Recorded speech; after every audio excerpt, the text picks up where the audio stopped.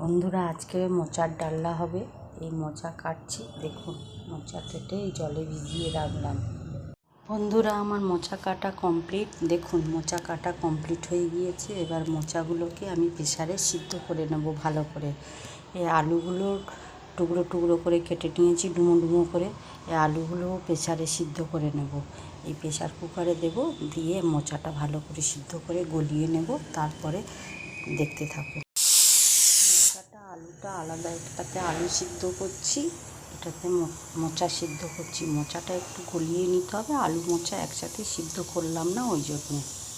মোচার ডালনার জন্য এখানে নিয়েছি শুকনো লঙ্কা, তেজপাতা, গোটা জিরে, আদা বাটা, হিং, জিরের গুঁড়ো, গরম মশলার গুঁড়ো, ঘি, লবণ আছে, হলুদের গুঁড়ো আছে, লঙ্কার গুঁড়ো আছে। আমি একটু মিষ্টি স্বাদের জন্য চিনির পরিবর্তে আখের গুড় সব তরকারিতেই ব্যবহার করি। চিনি খেলে তো শরীরের ফ্যাট আছে, আর সুগারেরও যাদের প্রবলেম থাকে, যদিও আমাদের কোনো সুগার নেই, তাও আমরা একটু চিনির পরিবর্তে সবটাতে একটু মিষ্টি স্বাদের জন্য, প্রত্যেকটা তরকারিতে একটু মিষ্টি দিলে একটু টেস্টটা আলাদা আসে, তার জন্য আমি এখানে আখের গুড় ব্যবহার করি। উনুনে কড়া বসালাম, কড়াতে এবারে তেল দেব। কড়া গরম হয়ে গিয়েছে।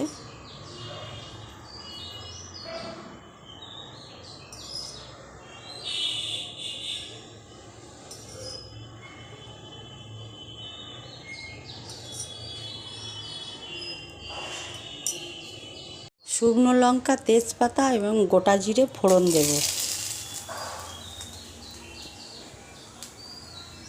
শুকনো লঙ্কা, তেজপাতা, গোটা জিরে ফোড়ন দিয়েছি। এবারে হিং দেব, টমেটো দেব। এবার নাড়তে থাকবো। টমেটো দিয়েছি, এবার নাড়বো। মশলাগুলো আস্তে আস্তে কষতে থাকবো। মশলাগুলো কষা হয়ে গিয়েছে। এবার আমি মোচা সিদ্ধ আর আলু সিদ্ধটা এর মধ্যে দিয়ে দেব।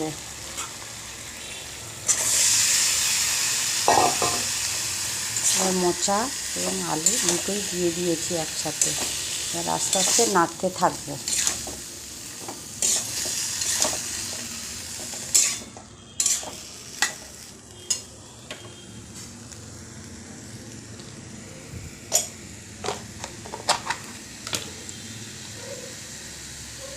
আদা বাটা দিলাম। এই আদা বাটা এবারে আন্দাজ অনুযায়ী আদা বাটা দিলাম।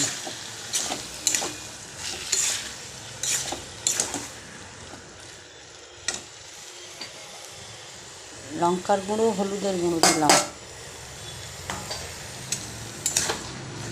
আগে লবণ দিয়ে আমি মোচাটা মাখিয়ে নিয়েছিলাম। এবার লঙ্কার গুঁড়ো আর হলুদের গুঁড়ো দিয়ে নাড়তে থাকবো।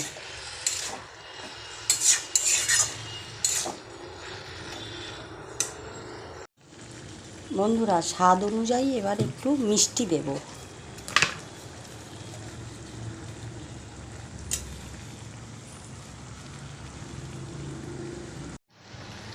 দেখুন আখের গুড়, এই আখের গুড় দেব স্বাদ অনুযায়ী।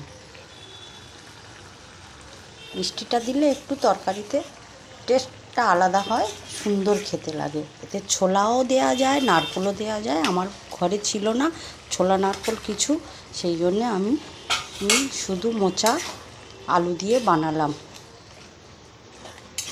এবারে আমার তরকারি কমপ্লিট হয়ে গিয়েছে, মোচার ডালনা।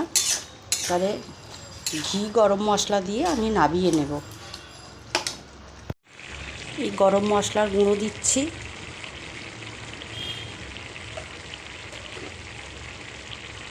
এবারে ঘি দেব।